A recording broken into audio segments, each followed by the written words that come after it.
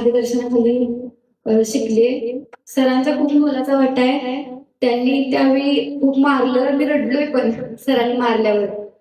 पण आता हा क्षण म्हणजे खूप आनंदाचा आहे. तर सरांचे मी आभार मानतो की त्यांनी आम्हाला खूप चांगलं मार्गदर्शन केले. आणि तुम्ही पण जे सर सांगतील ते म्हणजे करा. सर जे सांगतील तेवढं करा.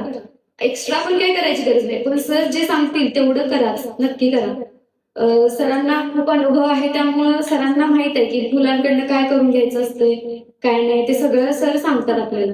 आणि तुम्ही पण अभ्यास करा, तुमचं पण सिलेक्शन नक्की होईल. एक दिवस नक्की असा येईल की तुमचं पण इथं सर असा सत्कार करतील. तो दिवस नक्की येईल, प्रत्येकाच्या आयुष्यात येईलच. प्रत्येक जण इथं आपलं एखादं स्वप्न घेऊनच आलेला असतो. आपल्या आई बाबांनी केलेले कष्ट त्या मागचे असते, किंवा सर इथं आपल्यासाठी खूप काय करतात. सकाळी सर उठल्यापासून संध्याकाळी झोपेपर्यंत हाच विचार करत असतात की मुलांना आज हा अभ्यास द्यावा, मुलांना आज ही प्रॅक्टिस करून घ्यावी, मुलांसाठी काय आणखी योग्य ठरेल. त्यांनी सरांनी आणि मॅडमांनी मिळून खूप कष्ट केलेत मुलांसाठी, अकॅडमी ही उभी करण्यासाठी, त्यांना मुलांना मार्गदर्शन करण्यासाठी. तर त्यांचं पण मी आभार मानतो. आणि तुम्ही पण त्याचा फायदा करून घ्या असं मला म्हणायचं आहे. कारण प्रत्येक जणच आपल्या आई बाबांचं काहीतरी स्वप्न असतंय, स्वतःचं काहीतरी स्वप्न असते, त्यासाठीच इथं आलेलं असते.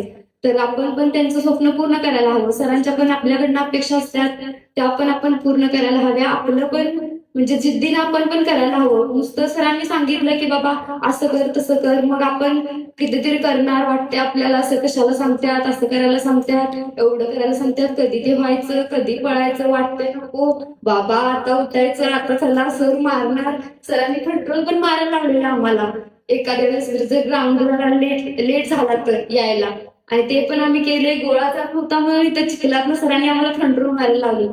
त्यावेळी डोळ्यातून असं टिप्प गळायची आमच्या इथं.